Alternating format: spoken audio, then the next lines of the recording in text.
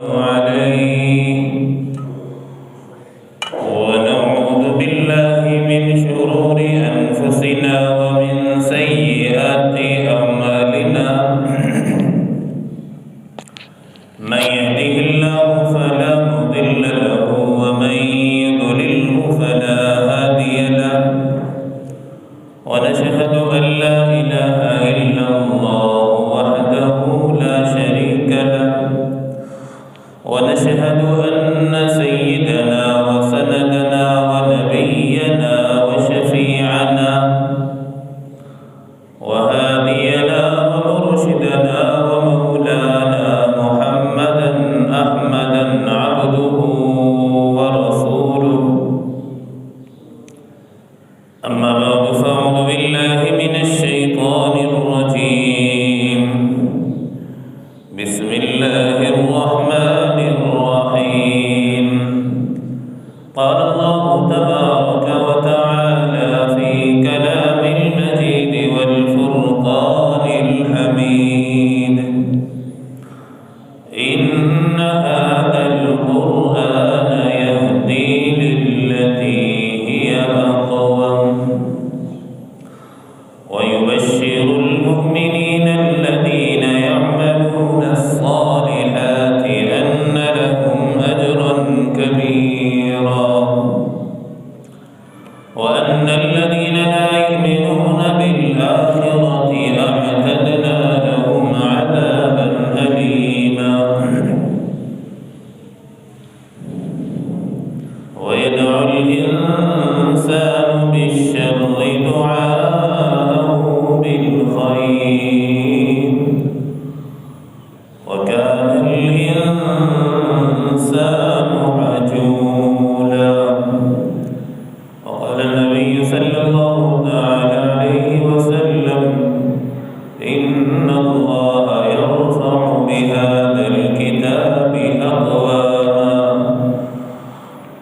ويضع به آخرين اللهم صل على سيدنا محمد وعلى آل سيدنا محمد وبارك وسلم اللهم صل على سيدنا محمد وعلى آل سيدنا محمد وبارك وسلم اللهم صل على سيدنا محمد وعلى آل سيدنا محمد وبارك وسلم یہ قرآن مجید ہمیں بتلاتا ہے کہ سیدھی راہ کون سی ہے اور خوشخبری سناتا ہے ایمان والوں کو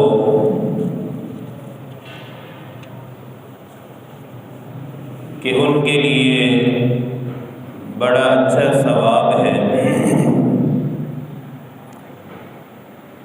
ایمان والے وہ جو آخرت کو مانتے ہیں اللہ پر ایمان رکھتے ہیں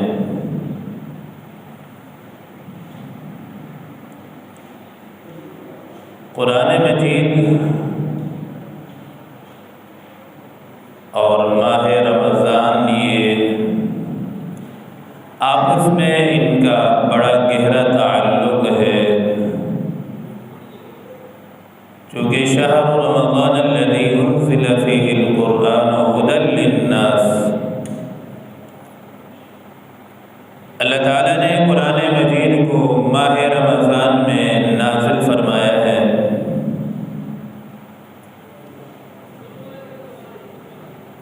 حضور نبی کریم صلی اللہ علیہ وسلم ماہ رمضان میں قرآن مجید کی حضرت جبرائیل علیہ السلام سے دور فرمایا کرتے تھے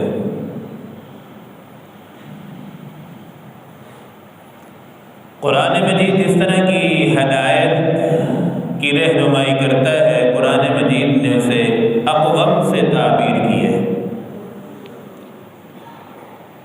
اقوم مفسرین فرماتے ہیں اس راستے کو کہا جاتا ہے جو منزل مقصود تک بھی پہنچائے اور قریب بھی ہو، خطرات سے پاک بھی ہو، کوئی خطرہ خطرہ بھی نہ ہو۔ ان ھذا القرآن یہدی للتی ہی اقوم۔ تو قرآن مجید جتنے بھی ہمیں احکامات دیتا ہے، جتنے بھی اللہ رب العزت کے حکم ملتے ہیں، وہ سارے اقوم ہیں، قریب بھی ہوتے ہیں، منزل تک پہنچانے والے بھی، اور خطرات سے پاک بھی ہوتے ہیں۔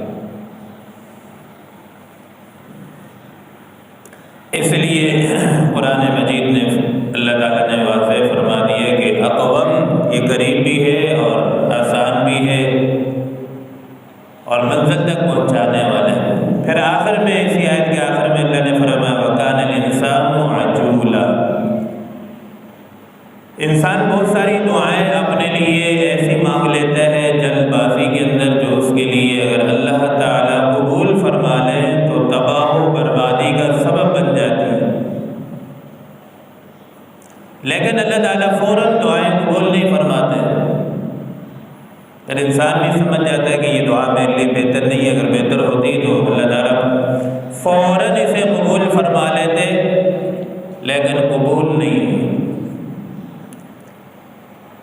جیسے اس میں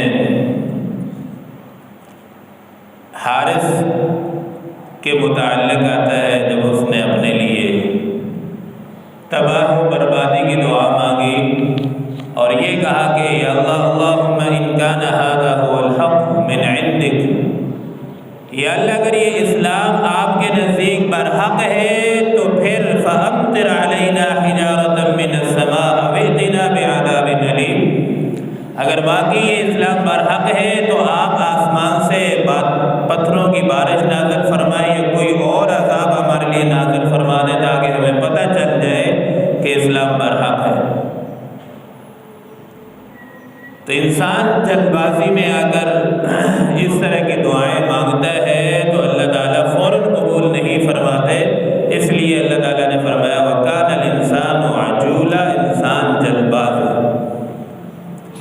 قرآن مجید کی جو نعمت ہے یہ اللہ تعالیٰ کی طرف سے پوری کائنات میں سب سے بہترین قابل رشک نعمت ہے۔ شریعت مطہرہ کے اندر کسی چیز میں بھی آپ حسد نہیں کر سکتے دوسرے کے ساتھ، لیکن حدیث پاک میں آتا ہے، حضرت ابن عمر رضی اللہ تعالیٰ عنہ سے روایت ہے لا حسد فیہ الا اثنین، کہ آپ کسی چیز میں حسد نہیں کر سکتے مگر دو چیزیں ایسی ہیں آپ ان میں کر سکتے ہیں، جس کو حدیث پاک میں غبطہ کے نام سے تعبیر کیا گیا ہے کہ غبطہ آپ کر سکتے ہیں، وہ بھی حسد کی طرح ہے۔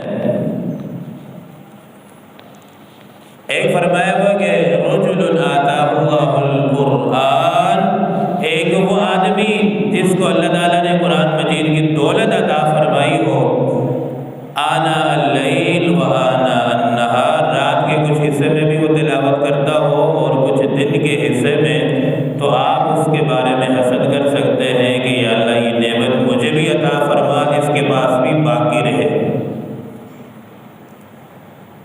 اور دوسرا حدیث پاک میں آتا ہے وہ آدمی ہے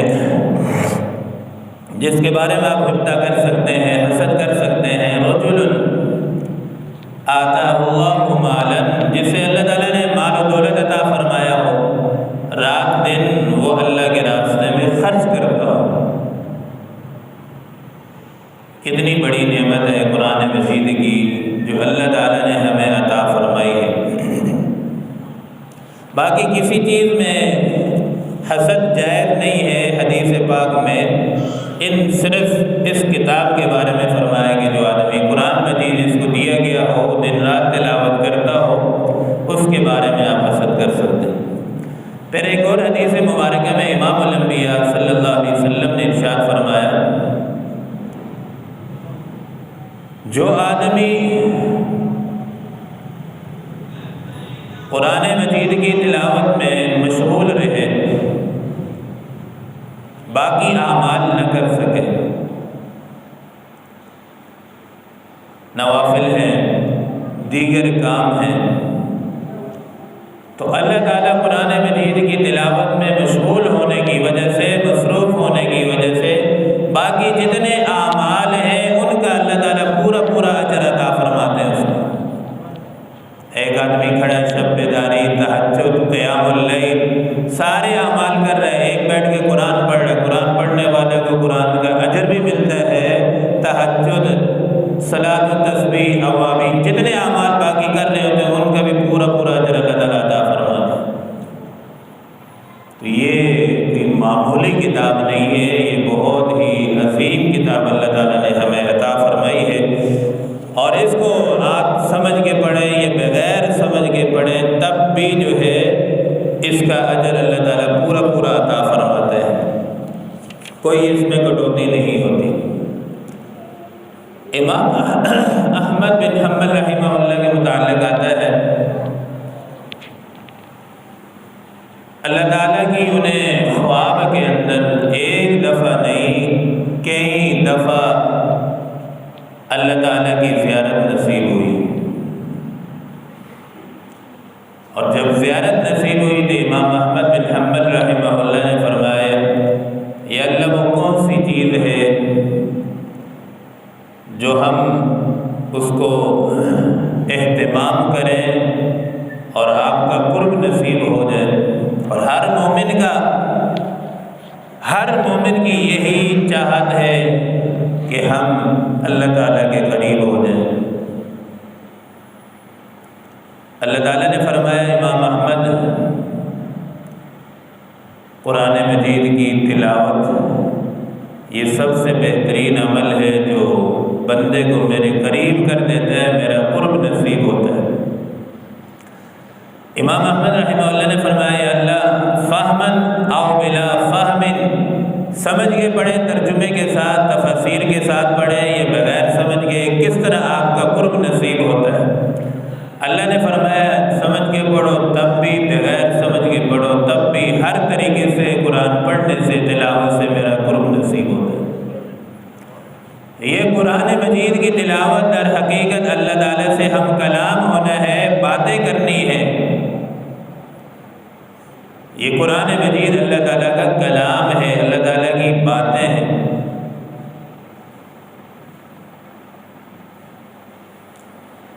اور ایک روایت میں آتا ہے،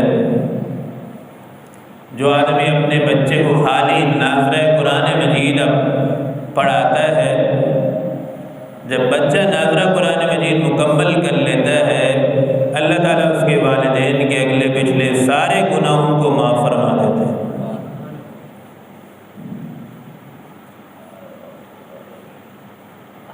اللہ تعالیٰ کا جو نام ہے، اس نام کی اتنی برکت ہے، حدیث مبارکہ میں آتا ہے، حضرت عیسیٰ علیہ السلام کا ایک قبر سے گزر ہوا تو دیکھا کہ قبر کے اندر فرشتے اس مردے کو عذاب قبر دے رہے ہیں اور بڑی سختی سے دیا جا رہا ہے۔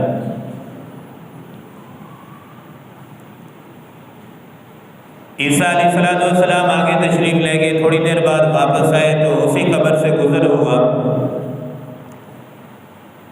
تو عیسیٰ علیہ السلام نے دیکھا اس قبر میں اب رحمت کے فرشتے اترے ہوئے ہیں اور اس مردے کو جو ہے کوئی عذاب نہیں ہو رہا۔ اللہ تعالیٰ کی رحمت اس پر متوجہ ہوئی اور اس کی قبر کو اللہ تعالیٰ نے اپنی رحمتوں سے، برکتوں سے اور نعمتوں سے بھر دیا، جنت کا باغ بنا دیا۔ عیسیٰ علیہ السلام نے اللہ تعالیٰ سے دعا کی، اللہ اس کی حقیقت مجھ پر کھول دے، یہ کیا معاملہ ہے؟ پہلے تو عذاب قبر میں مبتلا تھا یہ مردہ، اب اسے کوئی عذاب نہیں ہو رہا، اب اس کی قبر جو ہے جنت کا باغ بن چکی ہے۔ اللہ تعالیٰ نے حضرت عیسیٰ علیہ السلام سے فرمایا کہ عیسیٰ، جب یہ بندہ دنیا میں تھا، اس کی گھر والی حاملہ تھی، پیٹ میں بچہ تھا، مرتے وقت اس نے اپنی بیوی سے نصیحت کی کہ جب میں دنیا سے چلا جاؤں گا اور جب بھی یہ بیٹا پیدا ہوگا دنیا کے اندر تو آپ قرآن مجید کی تعلیم دینی ہے، قرآن مجید سکھانا ہے۔ تو اس کی والدہ نے والد کی نصیحت پر عمل کیا، بچے کو جیسے مدرسے میں داخل کیا، استاد نے بچے کو پڑھانا شروع کیا۔ اعوذ باللہ من الشیطان الرجیم، بسم اللہ الرحمن الرحیم۔ نورانی قاعدہ کو شروع نہیں کیا، قرآن مجید شروع نہیں ہوا، صرف بسم اللہ اور تحفظ پڑھنا شروع کیا تھا۔ تو اللہ تعالیٰ فرماتے ہیں کہ میری رحمت نے یہ گوارا نہیں کیا کہ ایک بچہ زمین پر قرآن مجید کی تلاوت کرے، میرا نام لے اور میں اس کے والد کو زمین کے نیچے عذاب دوں، یہ میری رحمت گوارا نہیں کرتی۔ پورا قرآن نہیں پڑھا، بھی صرف شروع کیا، اللہ تعالیٰ نے اس کے والد کی مغفرت فرما دی۔ تو یہ قرآن مجید جو ہے انسان کی بخشش کا بھی ذریعہ بنتا ہے، اور حدیث مبارکہ میں آتا ہے جب آدمی قرآن پڑھتا ہے، قرآن پڑھنے سے انسان جو ہے بہت سارے فتنوں سے محفوظ ہو جاتا ہے۔ اگر کسی لڑائی میں آپ شریک ہوں اور اس جگہ پر قرآن مجید سامنے موجود ہو، جس جگہ قرآن مجید ہوگا اس جگہ سے آپ کو کوئی حملہ نہیں ہوگا اور آپ بالکل محفوظ رہیں گے۔ حدیث مبارکہ میں آتا ہے ان اللہ یرفع بہذا الکتاب اقواما ویضع بہ آخرین۔ کتنے سارے لوگ ہیں جو اس قرآن مجید کی برکت سے اللہ تعالیٰ انہیں بہت بلند مرتبے عطا فرماتے ہیں، وَيَضَعُ بِهِ آخَرِينَ، اور کتنے لوگ ہیں جو اس قرآن کی وجہ سے اللہ تعالیٰ انہیں پست و ذلیل کر دیتے ہیں۔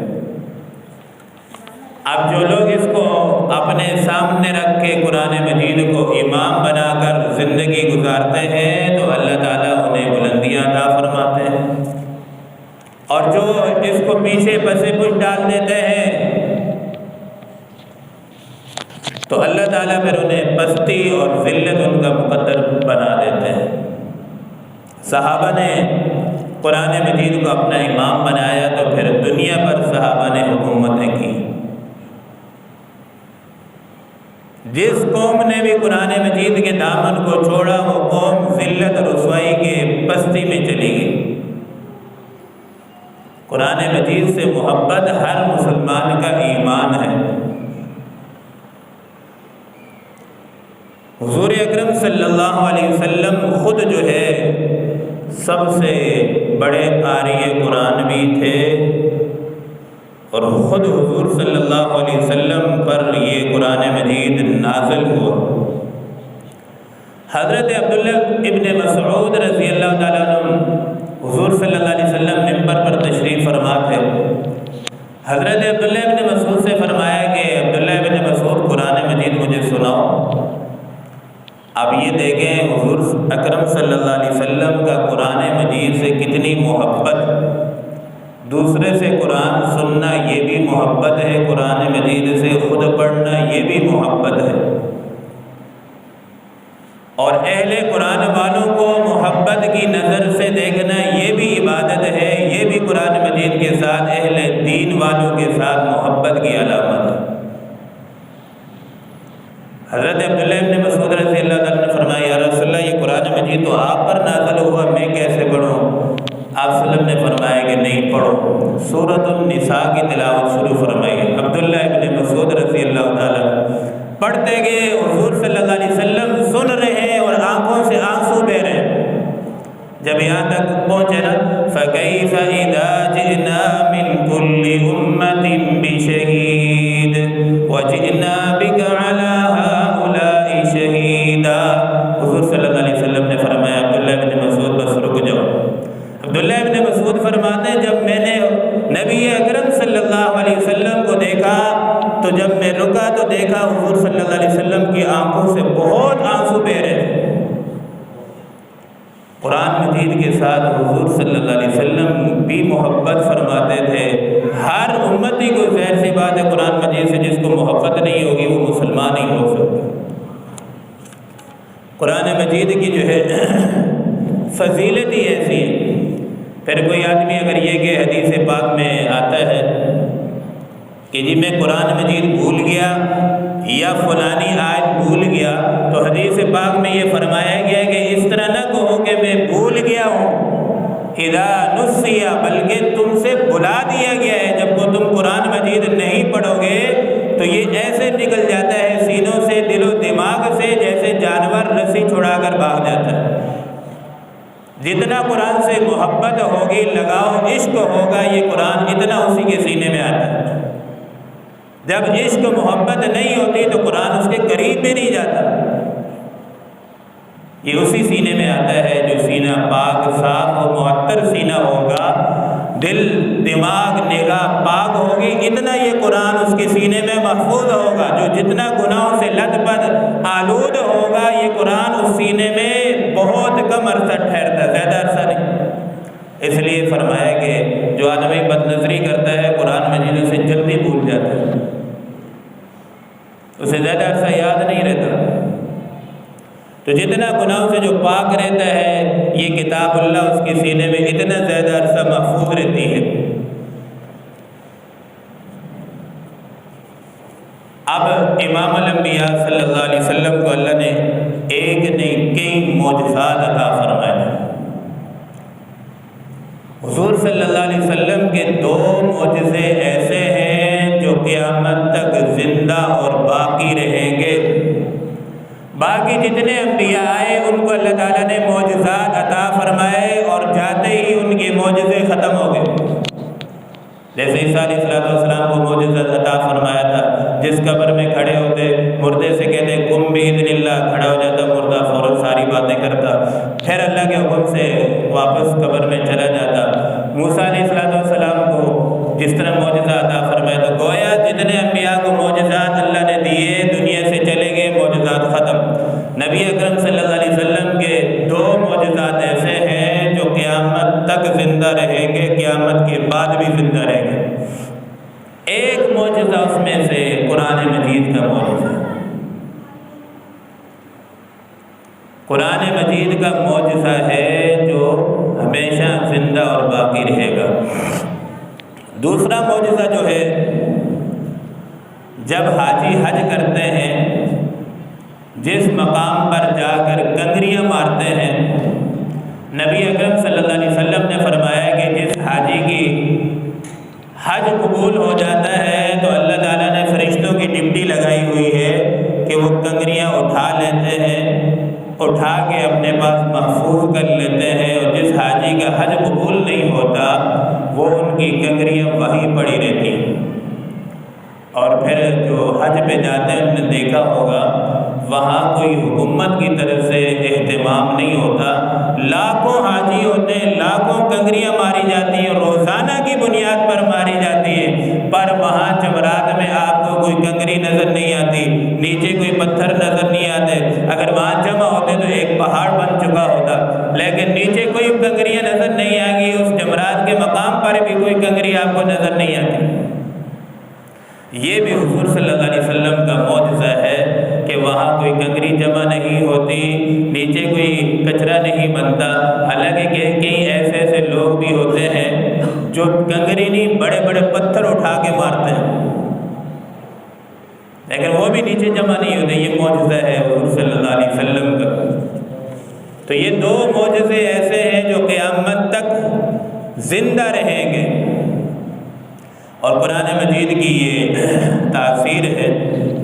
اللہ نے خود قرآن میں فرمائے گے لو انزلنا هذا القرآن على جبل لرأيته خاشعا متصدعا من خشية الله، اگر اس قرآن مجید کتاب کو اللہ تعالیٰ کسی پہاڑ پر نازل فرما دیتے تو پہاڑ اس کی جلال شان سے ریزہ ریزہ ہو جاتا۔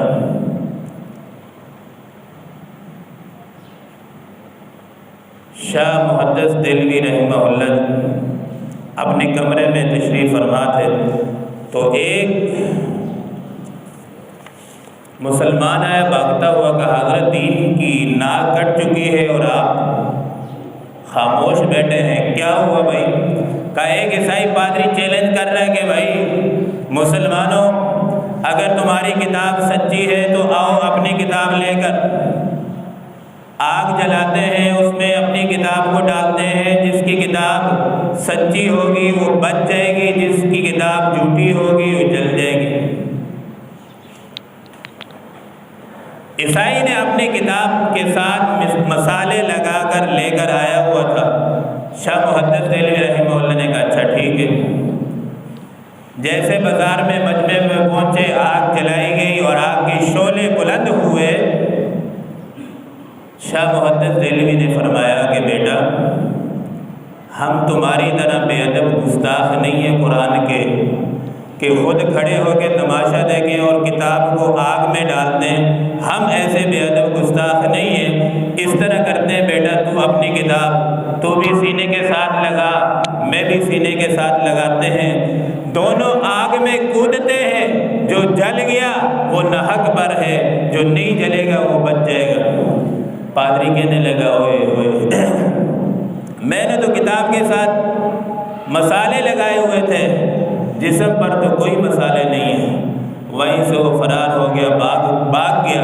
یہ قرآن مجید کی شان ہے، جلال ہے کہ آج تک قرآن مجید میں ایک نہیں کئی چیلنج اللہ نے فرمائے ہیں، آج تک کوئی مائی کا لال اس کا جواب نہیں دے سکا اور قیامت تک نہیں دے سکتا۔